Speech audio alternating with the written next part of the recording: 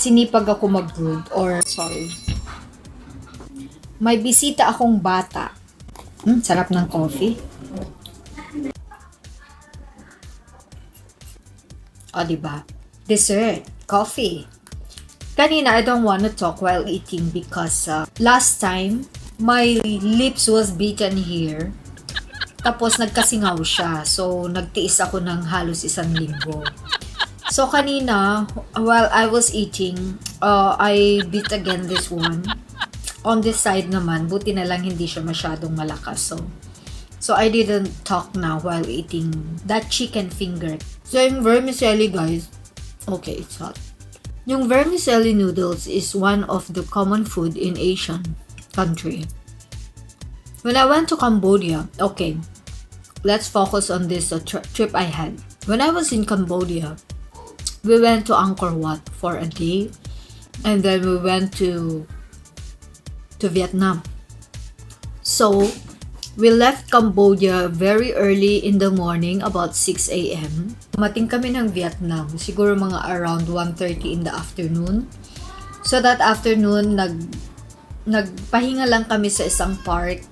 And it's weird, because that's the only country who let us leave our passport in their hotel, in the reception, because they said they have their boat. Siguro kasi talamak ang snatching doon. So they just want to protect you from being snatched, yung bag mo, kasi mga mga foreigners. So siguro ganun ka-prevalent yung snatching doon. It's an optional anyway. It's not mandatory naman. So in the afternoon, nagpunta lang kami sa market. We bought some fresh fruits, ganyan. And then, we stand by sa park. And then, one of my kasamas, wala siyang camera. So, nakita ko, like, while we were watching people, we're just killing time, you know? And then, etong mga locals, talagang aali-aligid sa amin. Particularly doon sa doon sa kasama namin na may malaking camera. So, naisip ko nga, oo nga, baka maraming masyadong magnanakaw doon or snatcher or what. Anyway, we spent one night there, and then kinabukasan, after the breakfast, we went somewhere else, and then pumunta kami sa Friendship Bridge, pumunta kami sa night market, we went to a temple, and then we went to where else? We went to store. I think we visited Sarah's store. I don't remember. Basta one of the branded apparel. Although wala naman akong nabili. So that night, and then the following day, we went back to Cambodia. And you know, I was victimized by this $1. $1 in the border. Ayun. Yung pagdating namin sa border, kasi nakabus kami. So, lahat kami pinababa sa bus. And then yung napilahan kong counter, when the immigration officer saw that I came from Manila, because it shows in the passport, right? He said, "Oh, you came from Manila." And then, I realized that he was asking for $1. $1. So, my initial reaction was to ask, para saan? You know, we've been traveling a lot, but that was the first time I was asked for a money in the immigration counter. What for? But of course, I know it because before we left the Philippines, I started reading about Vietnam, and I saw this in the internet. It was published that some of the immigration officers in Vietnam really asked for $1. So, when I asked him, nagtantrums ang lolo mo. I still remember his face, like he was small. Of course, Vietnamese people are small. Smaller than us, Filipino. He was small, a little bit bald, with eyeglasses, Of course, very Asian. The feature is very Asian, very Vietnamese. So he left the counter, but he left my passport on the on just at the counter. And then tinitignan ko siya. Pumunta siya sa immigration officer. So I observed him. I was thinking like maybe he will be back after a few minutes with with another immigration officer or maybe police officer. I don't know. They can just hold me, these people. Particularly there, I'm a foreigner, so they can just hold me if they want, even without any violation, right? So, nag-isip ako, if I will get my passport without his permission, I was thinking like baka doon ako masisilipan ng case. So, I didn't get my passport even if it's in front of me. So, I waited for him to come back. But after a few minutes, he's not coming back. So, kinuha ko na yung passport ko and then I went to the other counter. Nakalabas ako without anything. And then, yung guard who is a local, of course, he is a guard of the immigration. He was smiling at me and then he said like, he quoted like, hinihingan ka ng $1, something like that. So, they talk like parang naintindihan ko na, well, that officer is really like that. Parang kilala siya sa immigration office. Like, nanghihingi ng lagay. So, when you say lagay in Tagalog, is to place, something like that. So, it's a form of bribery. So, iniisip ko, bakit ako maglalagay for something? Manghingi na lang siya, di ba, ng pang-merienda niya or pang-lunch niya. O, sabihin na lang niya, I will give him more than $1. Di ba? So, ayan guys, ang lesson dyan, before you leave the Philippines for a trip, you have to read about the country you're going. At least may background kayo. Like yung $1 na yan, I read it in the internet. At least, nung nandun ako in that situation, but of course, I didn't imagine. When I was reading it, I didn't imagine talaga na mangyayari sa akin. And then when it happened, hindi na ako masyadong nagulat. Because I read it already, it exists.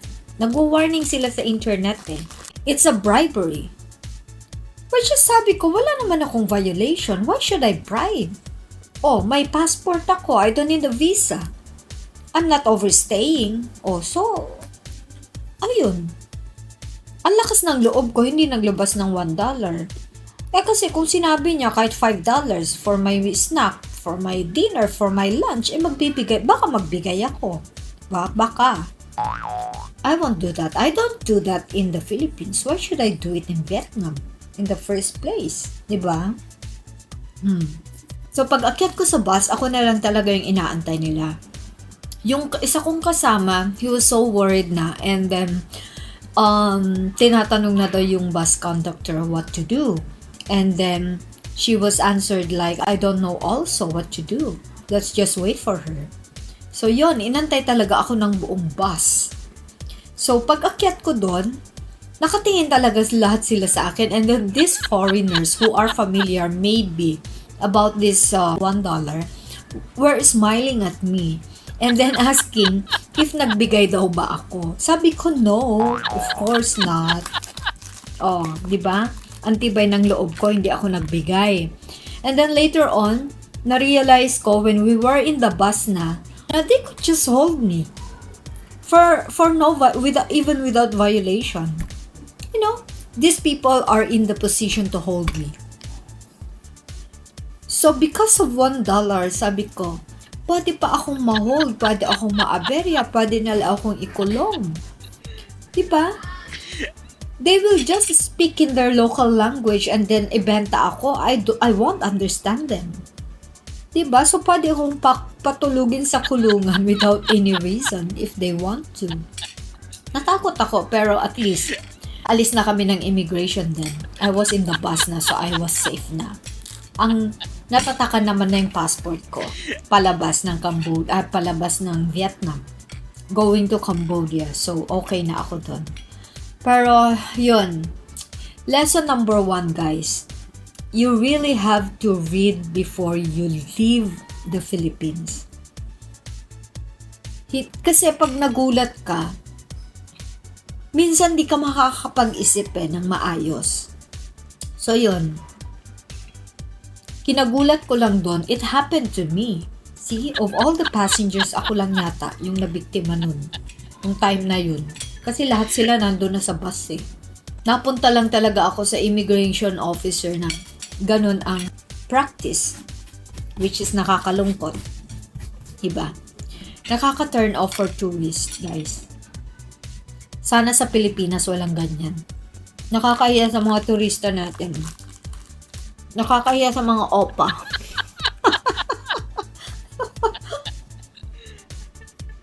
Isa pa, guys, if you're traveling within Southeast Asian countries, mag-research kayo kasi when you go to the temple, madalas may dress code yan. Baka mabulaga kayo, nandun na kayo sa temple, you are ready to go in and then you can't go in pala. Kasi you're wearing sleeveless, you're wearing miniskirt, you're wearing short. Or yung kasama mo, he's wearing slipper. He's wearing short. Sa mga girls, normally, pag sandals, pwede na yan. Inaalaw na nila kayo basta sandals. Wag lang yung slip-on slippers na gano'n, yung ganyan.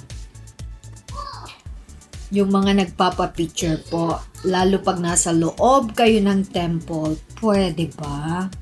Hindi ho pwede yung pose na ganyan. Yung may feeling, yung pag ganon-ganon, pag ganon-ganon. Naku po, hindi ho pwede yan. Baka damputin kayo buong grupo at ikulong. Nakawawa naman po yung mga kasama mo.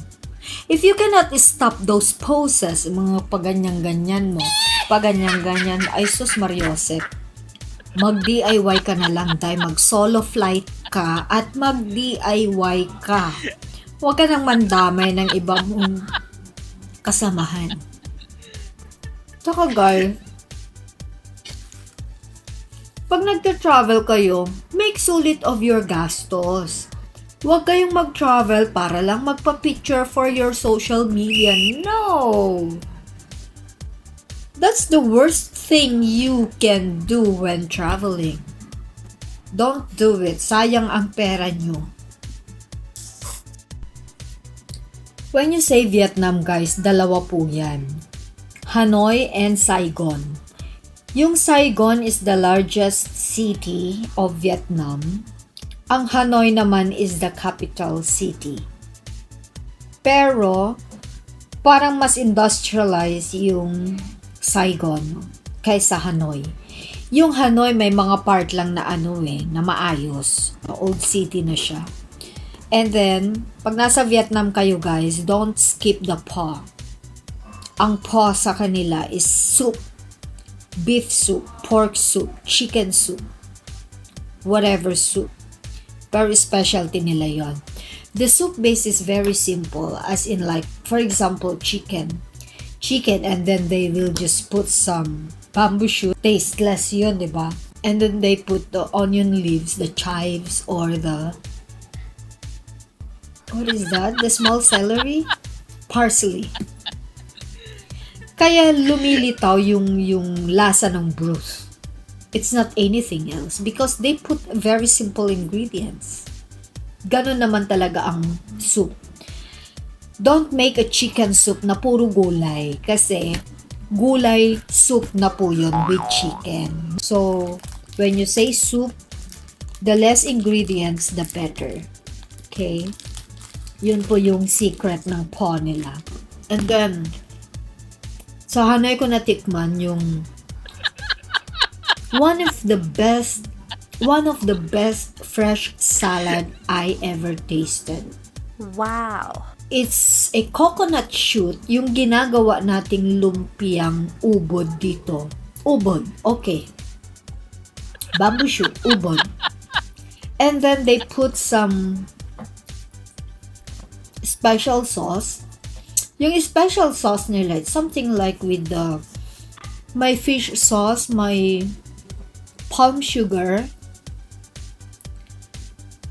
citrusy, And then they put roasted peanuts. Roasted peanuts. It's just like Bangkok. Just like Thailand. When it comes to food, Vietnam, Cambodia, Thailand, their food are similar. The methodology in preparing food is similar.